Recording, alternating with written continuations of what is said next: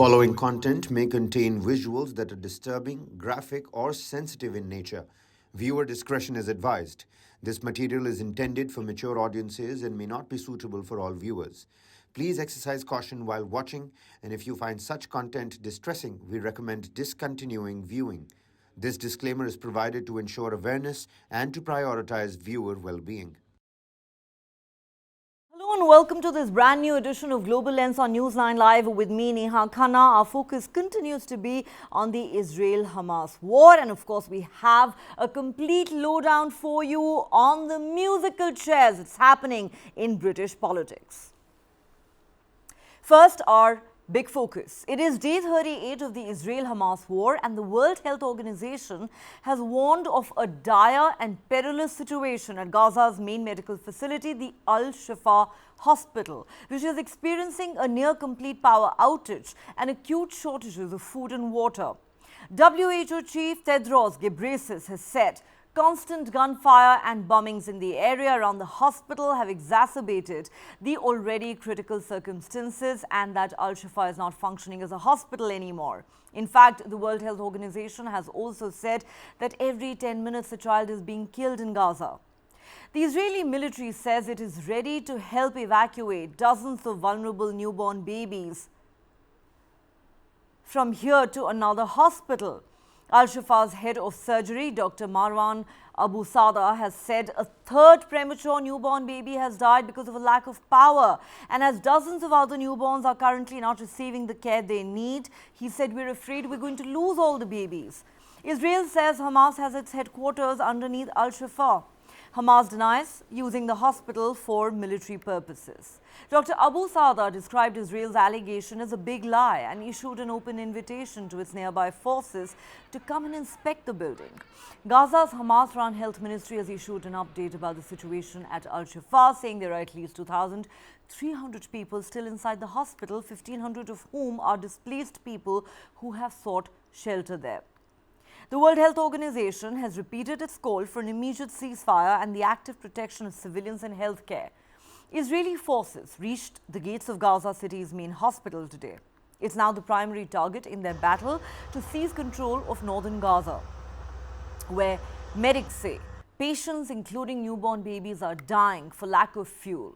Israel claims they offered fuel to Al-Shifa hospital, but Hamas turned down the offer. The hospital says they have received no fuel at all from the Israelis.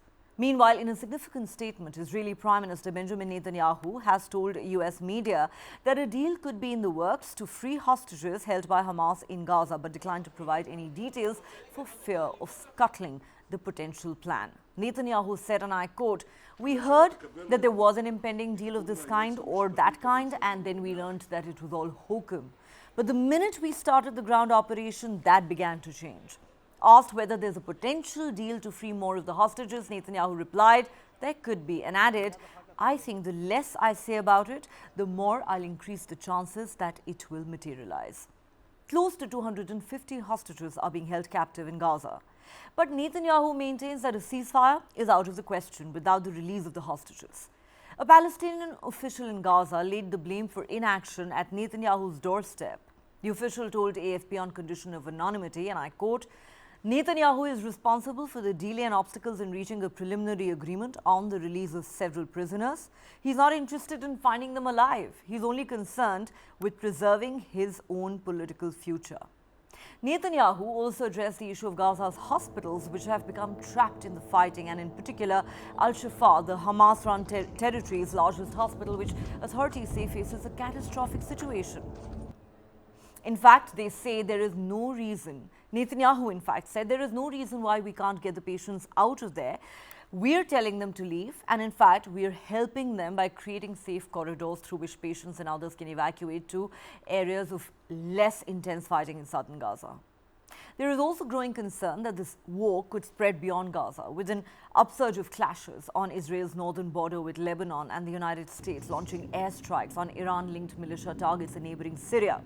Israel launched its campaign last month to annihilate Hamas, which runs the Gaza Strip. This after Hamas terrorists rampaged through southern Israel, killing at least 1,200 people, most of them civilians. This was the deadliest attack in Israel's 75-year history. Since then, at least 11,200 Gazans have been killed in the Israeli counter-offensive. 40% of them were children, and more than half of the population has been rendered homeless.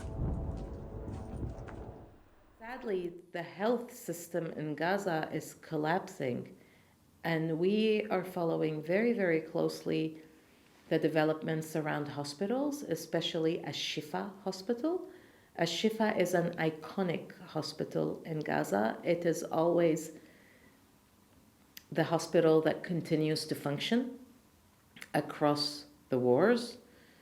Yesterday, the Director General of the World Health Organization declared that for the last 3 days, Shifa has not received water and electricity and has stopped operating. And that is extremely, extremely dramatic. We're talking about 1.6 million people displaced in Gaza out of a total population of 2.2 million. With the opening of these corridors from the north of the Gaza Strip to the south, we've seen several thousand people walking out of these corridors on foot. They come and join all the displaced people in our schools. Our schools are really overcrowded, so we are looking at ways where we can continue to assist the displaced, but at the same time, not expose them to diseases, outbreak of diseases that are caused by the overcrowding and the lack of hygiene. All hospitals in Gaza City and in the north have gone out of service, except for Al-Shifa Medical Complex and the Indonesian hospital, which are still being directly targeted. These hospitals are the only ones left for thousands of wounded in the Gaza Strip. The catastrophic situation in Al-Shifa Medical Complex is worsening, and any moving soul within the hospital grounds is being targeted, making it impossible to enter or leave the hospital. There's no safe passage, neither from the western nor the eastern side of Al-Shifa Medical Complex. Garbage and medical waste are piling up in the Al-Shifa hospital, and there is no water available in the hospital's wards or toilets. These conditions, combined with power cuts, pose a real risk of death to all the patients, medical staff, and displaced people, estimated to be more than 2,500 individuals sheltering in the grounds of Al-Shifa Medical Complex. I appeal to the United Nations and the European Union to parachute aid into Gaza, especially in the north, as has been done many times around the world. We call for the opening of 8 corridors in Gaza, not limited to the Rafah crossing. I say to the Israeli Prime Minister, who opposes the return of authority to Gaza and wants to maintain the occupation for a long time, that his policy will bring misfortune to them. Gaza is a part of Palestine, which has been occupied since 1967, and we don't need anyone's permission to help our people there. The fact that Israel is making Al-Shifa Hospital the capital of Gaza, and that its fall means the fall of Gaza, is nothing but a justification for killing the wounded, the sick, the doctors, and the paramedics. All right, so to dissect the major developments of the Israel-Hamas war of the last 48 hours, let's now go across to our panel of experts. Joining me live on the show tonight is Itay Melchior, research and advisor, Middle East and Africa Affairs and former executive at the Israeli National Security Council. He joins us live from Haifa in Israel. Also with us is Lev Aaron, Israeli columnist and journalist. He's former coordinator of the India-Israel Parliamentary Friendship League. And completing the panel tonight is Major General Ashni defense and geopolitical expert, who joins us from New Delhi. Gentlemen, welcome to the show. Itay Melchior, if I could start with you. I hope I've got the pronunciation of your name correct. Let's begin with this very interesting statement that's been made by the Israeli Prime Minister in his interviews to the US media. He says he is hopeful, or at least he's hinted, that there might be a deal in the works to secure the release of the close to 250 hostages who are currently being held captive by Hamas in Gaza. Now, fact of the matter is that thus far we've seen a stalemate, with Hamas saying call a ceasefire, and perhaps we can talk about releasing the hostages. And Israel saying no question of a ceasefire until the safe release of all the hostages. Therefore, when the Prime Minister hints at a possible deal to secure the release of the hostages, what do you think we might be looking at here? Well, the issue is a bit more complicated than this, because we have to remember that not all hostages are held by Hamas. Some of them are held by Islamic Jihad. Some of them are even held by, let's call it private families, crime families or syndicates. So it's a very complex negotiation that we're looking at. Of course, Israel values every life, and Israel's stance is, of course, the unconditional release of those hostages.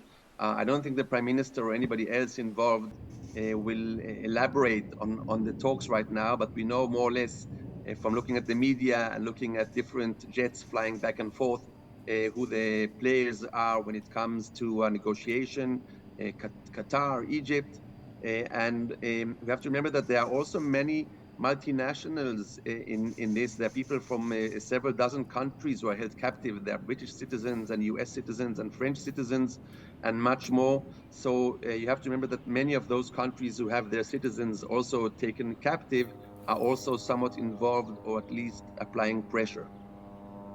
Most certainly. In fact, I think it is very well known that the Americans have been involved in backroom negotiations almost since the beginning of this war, as is Qatar. But of course, we'll have to wait and see how this pans out, because the stakes for Israel in this war are extremely high. And even as you talk about wanting to wipe Hamas off the face of the planet, one of the top priorities remains the safe release of these hostages. And as you mentioned, while most of them are Israelis, there are people of multiple nationalities, including Americans. All right, let me go across to Lev Aaron at this point. Lev, it is, I think, pretty safe to say that in recent weeks, Prime Minister Netanyahu and the Israeli government have come under growing international pressure, given the increasing number of killings of Palestinians in Gaza. According to the latest figures, at least 11,200 Palestinians have been killed in the Israeli counteroffensive, and we are told more than 4,500 of them were children. Yet, the Prime Minister maintains there is no question of a ceasefire. But what do you make of a series of interviews that he's given to the US media over the weekend, where he says we're not going to agree to a ceasefire, but we're negotiating a deal for the safe return of all the hostages? You know, how, according to you, are some of his statements being received back at home? Is this some sort of damage control by the Prime Minister at a time when he's under growing pressure, not just from the international community, but some might agree even from his closest ally, the United States? Okay, first of all, I'm honored to be hosted here. You can hear me well? We can, and it is great to have you back. Thank you so much. Okay, so I think we have to start with our Desi Israeli politics. We cannot run away from the Desi Israeli politics, because the reason that Netanyahu gives interviews to the foreign channels and not to the Israeli channels is because he will be grilled by the Israeli Desi channels. Everybody is angry about Netanyahu because Netanyahu is considered to be like the father of the concept that Hamas could be contained for like more than a decade. So naturally, he will go to any American or British or even Indian news channel and not to an Israeli channel. So this is about our like internal politics.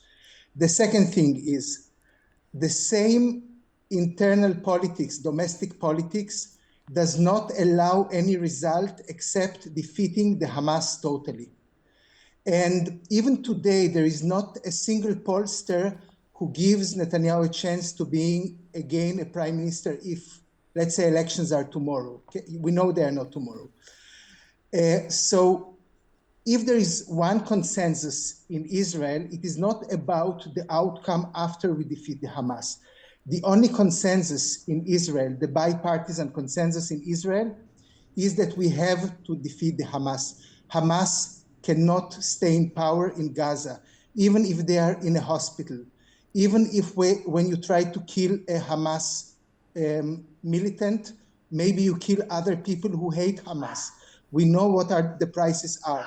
But I don't think there is any outcome right now in Israel that is not winning the Hamas and make them even understand that they were defeated by Israel after the humiliation of what Israel went through just 1 month back.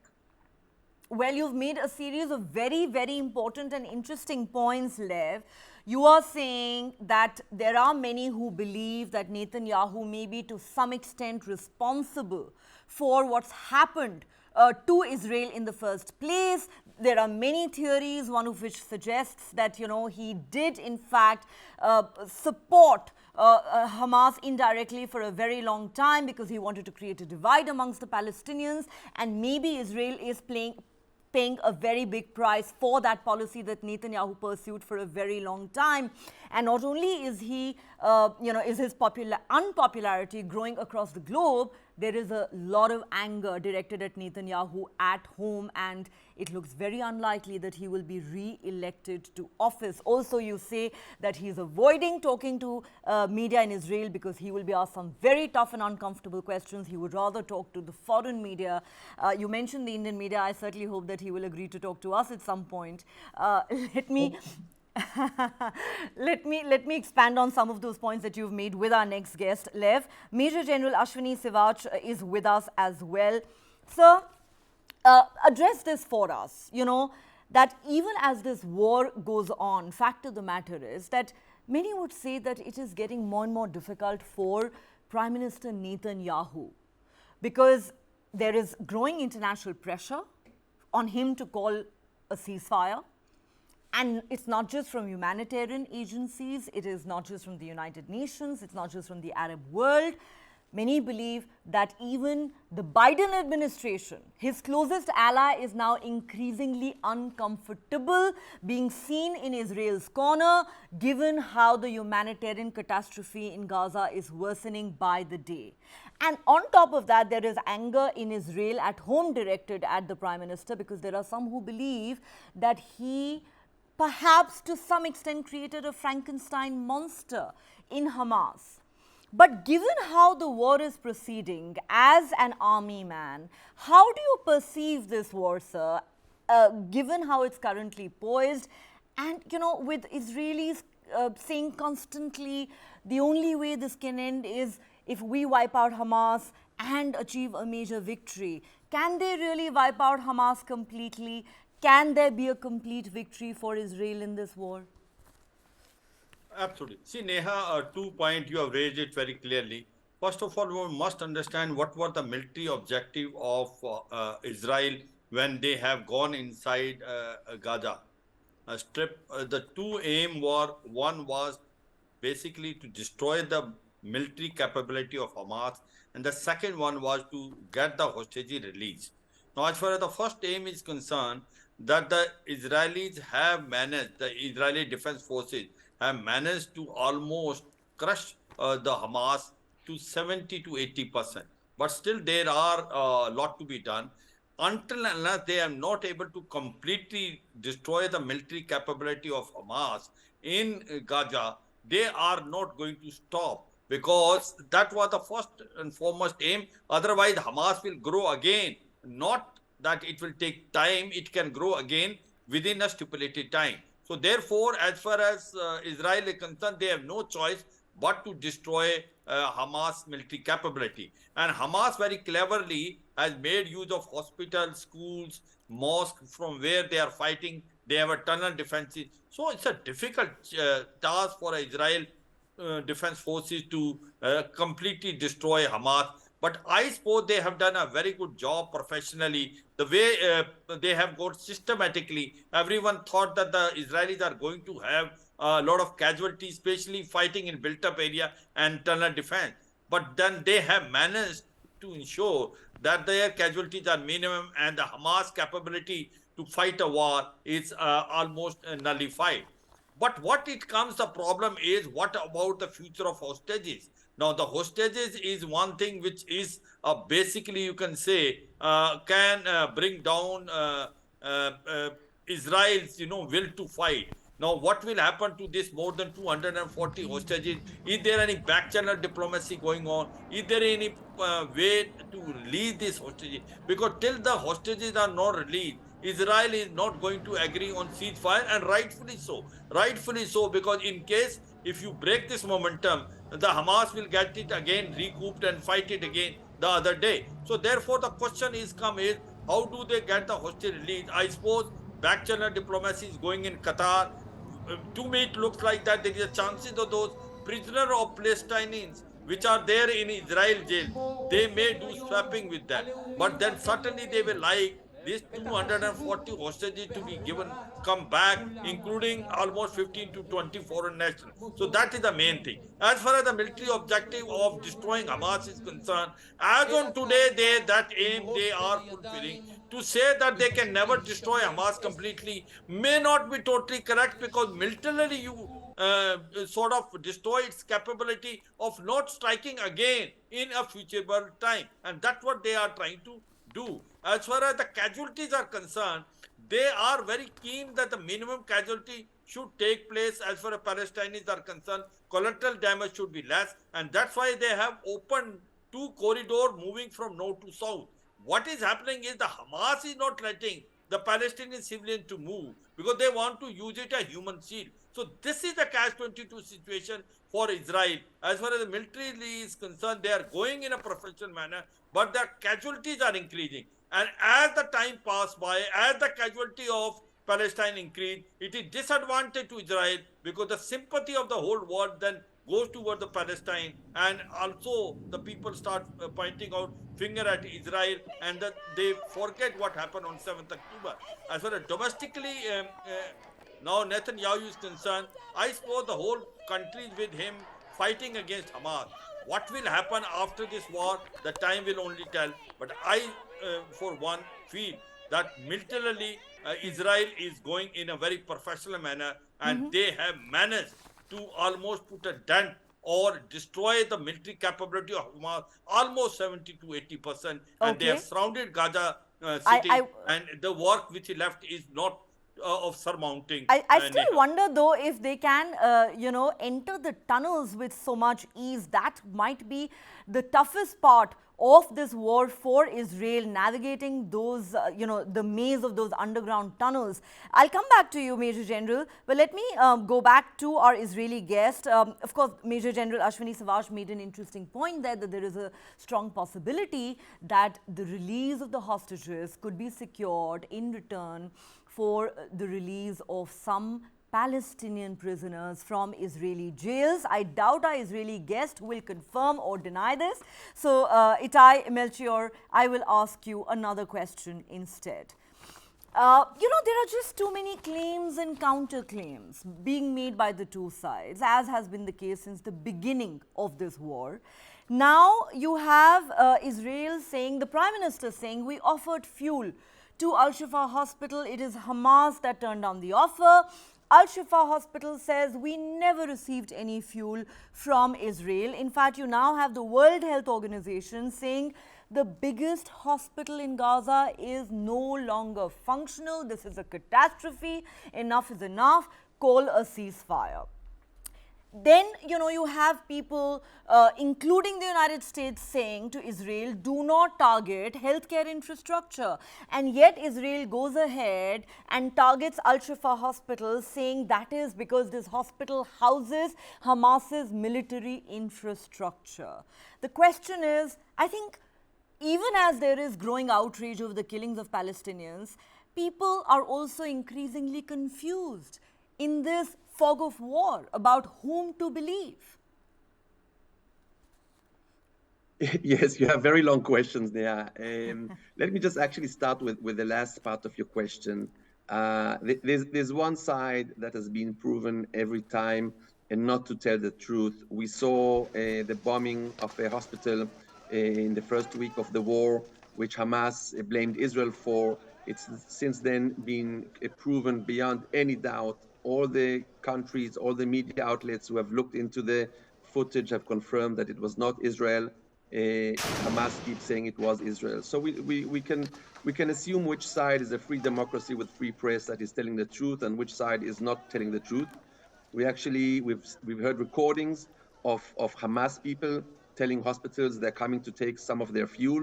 So I think that it doesn't look good, of course, when a hospital is targeted. But when this hospital is a base and there are several underground floors and facilities, specifically in Shifa Hospital, it's a known fact, which house terrorists. And there's a very simple way to end this targeting of hospitals, not targeting the hospital or patients, but what is going on there.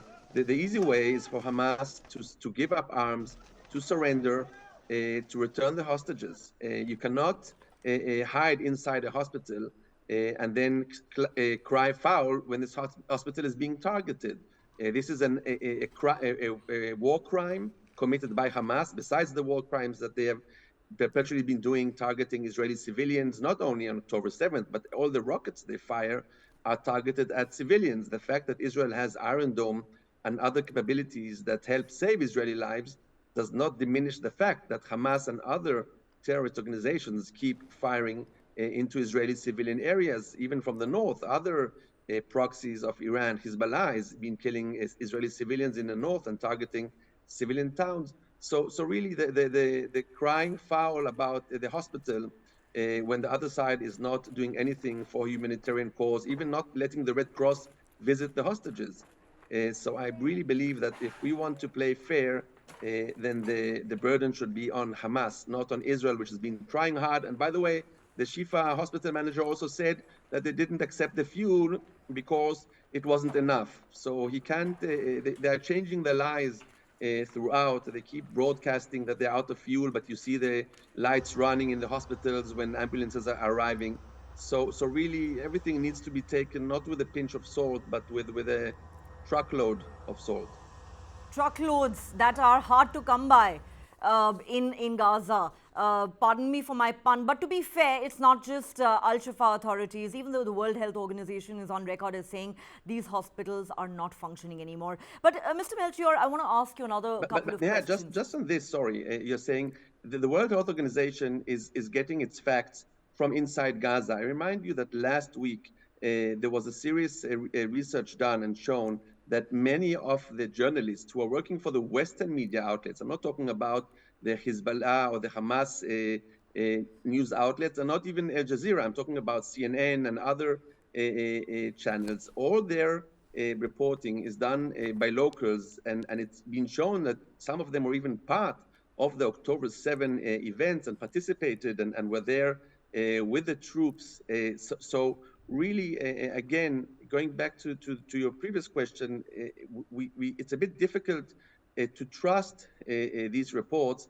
And remember that this is what the world is relying on, because we don't have any objective or free press in Gaza and haven't had since Hamas came to power.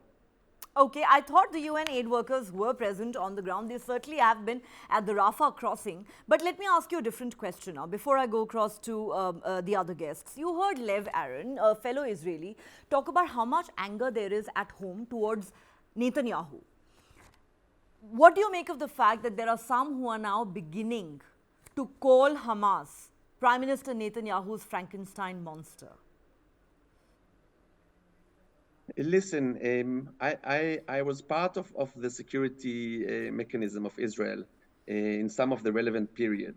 And I think that part of this concept, it was well put by the previous head of the National Security Council that served under the current opposition, under Lapid and Bennett government, who said that even at retrospect, it seems the right decision to focus on what's happening on Iran and to try and keep a lid on what's happening in Gaza. Remember, Hamas was elected by the Palestinians, and it's almost, if you want to be a democracy, the legitimate leadership. We don't even know what will happen tomorrow if there are elections in the West Bank, which the Palestinian Authority has been avoiding for more than a decade, because the fear is that Hamas will come to power.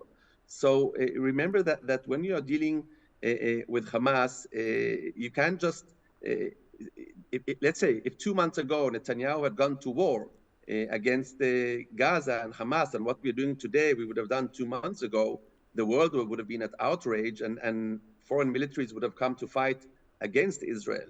So it's very easy in retrospect, and hindsight is always. But at the time, this was the accepted theory in the security mechanism, in the different governments that have been in that period, not only Netanyahu. Again, retrospect, you can say it was a mistake, but then I would ask those saying so, okay, what is your proposal then? Would you have gone to war 2 years ago against Hamas out of the blue? Would you have stopped the money, which most of it goes to humanitarian causes? So that is a very big question, and it's a bit of an easy way out to, in retrospect, come and say you shouldn't have done this. Okay, but you know, going to war is one thing. Being accused of indirectly and tacitly supporting an organization is quite another. And I think you've cleverly evaded my question there on Netanyahu's culpability in all of this. But I have one more question for you before I move on to Lev Aaron, which is this. You know that there is growing anger around the world. The Israelis are today being accused of carrying out a genocide of Palestinians. These are not my words. This is something that a lot of people around the world are saying. How much longer do you think Israel can withstand this pressure, given that poll after poll seems to suggest that even the Biden administration, Netanyahu's closest ally, is now increasingly uncomfortable, being seen in Israel's corner as more and more killings take place in Gaza? Okay, so just to answer the previous question, though, because I don't avoid questions, even difficult ones, Netanyahu has said that he is part to blame in his government, and because he was, the mere fact that he was in power means that he is to blame.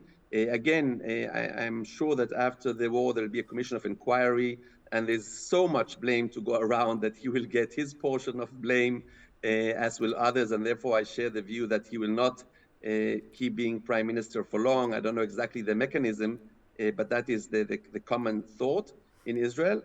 To your question, it's a good question. Every time there's been a round, let's call it, in Gaza, the question was always, how long a window does Israel have to operate? I think that it's true that the harsh pictures that are coming out and the lives lost, and every life is a tragedy, play a part. Israel is trying very, very hard not to create a big mega event. For example, the easy way out to solve the issue with the Hamas tunnels under Shifa hospital is to just make this hospital go away. Israel will not do that. And it's trying very hard not to do so also by mistake, and using very precise and chirurgical equipment, trying not to do, because we know that very, very harsh scenes are going to make it very hard for Israel to continue. That said, and as the general said earlier, this is still a long way to go, because remember, yes, we have control of big parts of overground Gaza, but there's a whole underground Gaza, and that is Gaza City. Then you have the southern part of the Gaza Strip, Rafah, and other cities there, and Khan Yunis. And of course, there are militants there, and there are military capabilities there. And we have a high density of population there because of the hundreds of thousands who have evacuated Gaza City to the south. So it's a big question how long Israel can continue. And I think that is the reason why it's, on the one hand, going strong, but also going as careful as can be under these circumstances. All right, Mr. Melchior, I must say, I certainly appreciate your willingness to answer all my questions. Let me now go across to Lev Aaron at this point. Lev, let me put the same question to you. Many would argue that the so-called window of legitimacy for the Israeli counter-offensive against Hamas in Gaza closed a while ago. How much longer do you think Israel can withstand this growing international pressure, the fact that it now runs the risk of being dangerously isolated, the fact that the Biden administration will also find it hard after a point to explain this policy back home to their own supporters. Apparently, there are polls in America that suggest that many Democrats are opposed to the Biden administration's policy of offering unstinting support to Israel. This is something that could perhaps come back to haunt President Biden in next year's presidential election. Or do you believe that Netanyahu is just so focused on his political survival that he simply doesn't care about what the world thinks and how much growing outrage there may be against Israel right now? I will start with Netanyahu. Netanyahu is the prime minister. He is a brother of a martyred officer in Israel.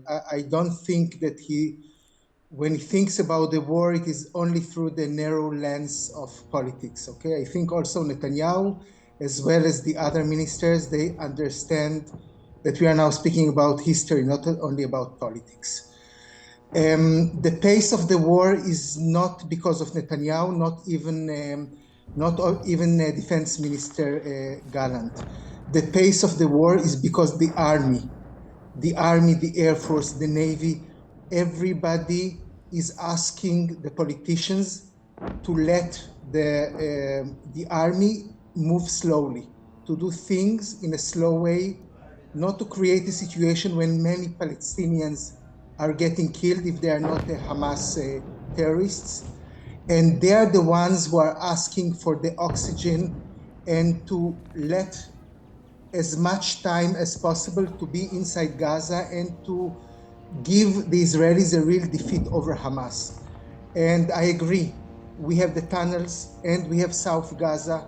Of course, the main political structure and also military structure of Hamas is in North Gaza, also in the hospital, in the Shifa hospital. But still, it is not that the mission is finished when we beat Hamas on the ground. We still will need to go to get underground. So the mission has a time. The second thing is that Israel can hear the double talk that you and I do not hear.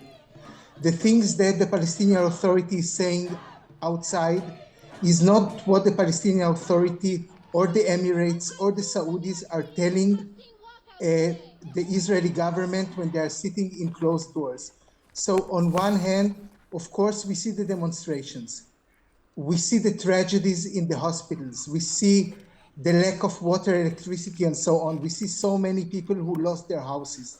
On the other hand, Israeli officials hear the voices that, of course, they are being told only secretly, please finish Hamas. It will be good for you. It will be good for all the Sunni normal countries in the Middle East, not only for Israel. Okay, one quick question, Lev. Correct me if I'm wrong, but there were some protests in Tel Aviv over the weekend with the protesters saying there should be an immediate ceasefire, do not kill Palestinians in our name. Would you say that is just a microscopic minority and that an overwhelming majority of Israelis actually do support this war? Yes, I think that all Israelis think that we should give at least, let's say, some prisoners of Hamas, maybe minors, women, and so on, to get back our hostages in Gaza. But on the other hand, I don't think a majority among Israelis think that right now ceasefire is a good thing for Israel. Moreover, I think even those who are like putting the signs of ceasefire now, they know that there are a small minority within Israel. I think they know it crystal clear. All right.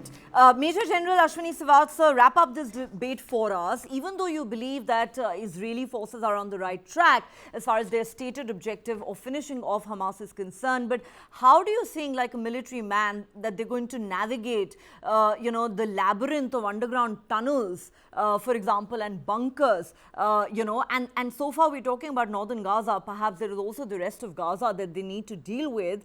And this, as Hamas doesn't seem to run out of ammunition or rockets. It's been 5 weeks now. Absolutely. See, Neha, there is no doubt. First of all, Israel was surprised and Mossad was also surprised, their intelligence agency. They never came to know that Hamas was preparing for this action for last 2 years. And they have made tunnels which are almost 500 of them.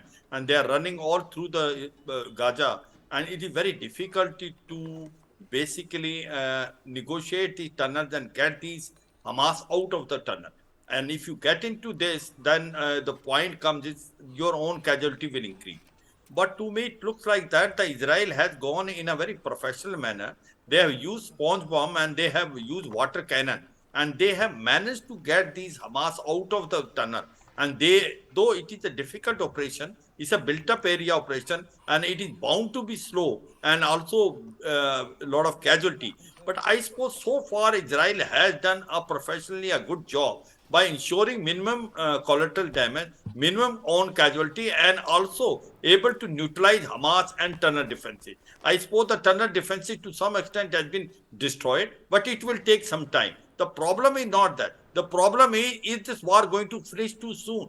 The thing is that today Israel is in catch-22 situation. Israel cannot stop the war now in between when Hamas has not been completely destroyed, and there is a pressure coming internationally to have a ceasefire, which they cannot have because the momentum will be broken. And at the same time, the world is getting against it. So the problem is coming that Hamas and now Israel want to finish this operation at the earliest. They are going on the right track. Difficult operation. Also very difficult to neutralize the tunnel, but they are doing a good job.